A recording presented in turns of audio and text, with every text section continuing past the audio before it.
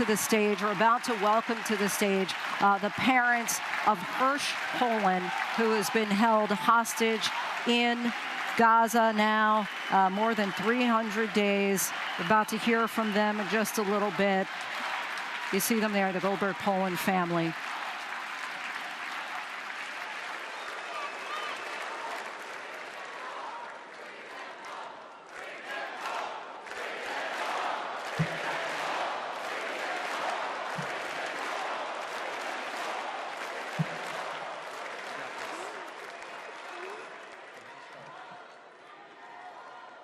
At this moment, 109 treasured human beings are being held hostage by Hamas in Gaza.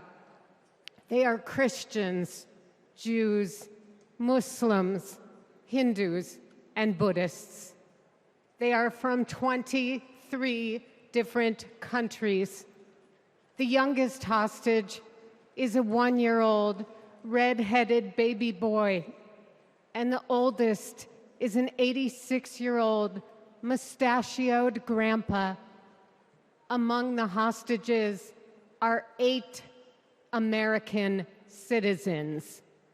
One of those Americans is our only son. His name is Hersh. He's 23 years old. And like Vice President Kamala Harris, Hersh was born in Oakland, California. Hersh is a happy-go-lucky, laid-back, good-humored, respectful, and curious person.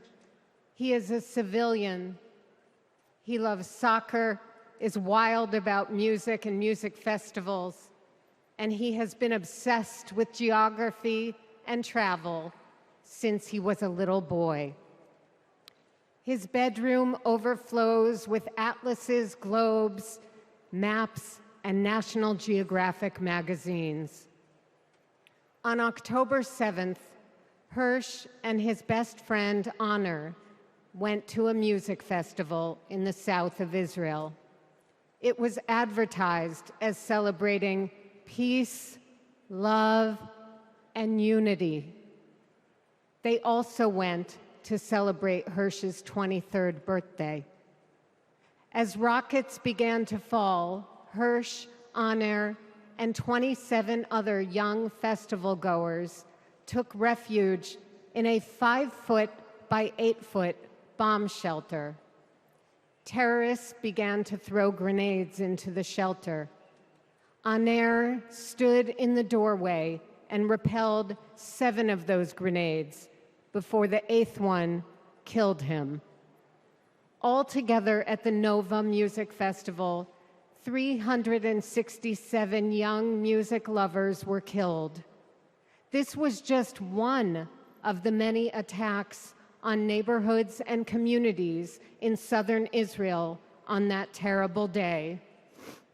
In total, 1,200 were killed, including 45 Americans. Hersh's left forearm, his dominant arm, was blown off before he was loaded onto a pickup truck and stolen from his life and me and John into Gaza. And that was 320 days ago. Since then, we live on another planet. Anyone who is a parent or has had a parent can try to imagine the anguish and misery that John and I and all the hostage families are enduring. Rachel and I are comforted to be back in our sweet home, Chicago. We were both born and raised here, and our families still live here. This is a political convention, but needing our only son and all of the cherished hostages home is not a political issue. It is a humanitarian issue.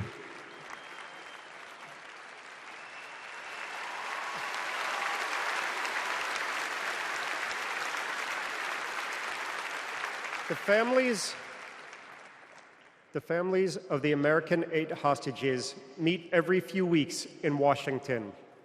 We're heartened that both Democratic and Republican leaders demonstrate their bipartisan support for our hostages being released. We've met with President Biden and Vice President Harris numerous times at the White House.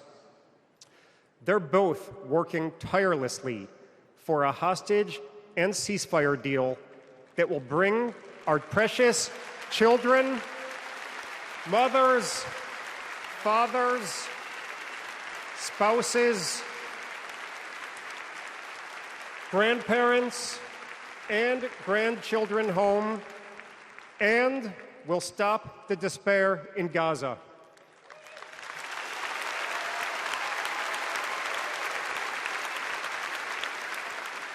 We are all deeply grateful to them.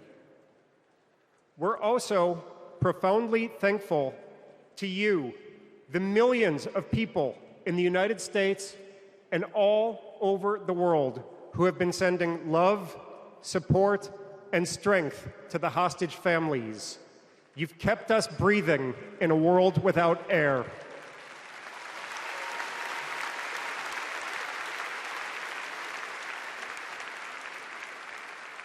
There is a surplus of agony on all sides of the tragic conflict in the Middle East. In a competition of pain, there are no winners.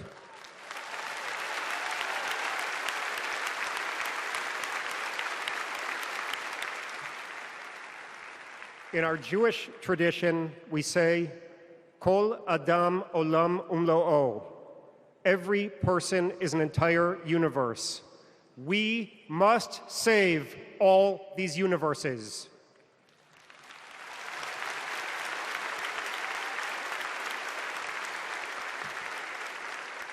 In an inflamed Middle East, we know the one thing that can most immediately release pressure and bring calm to the entire region. A deal that brings this diverse group of 109 hostages home and ends the suffering of the innocent civilians in Gaza.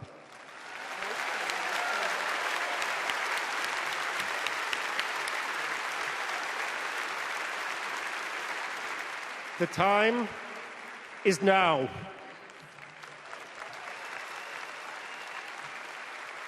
Hersh, if you can hear us, we love you. Stay strong. Survive. Bring them home.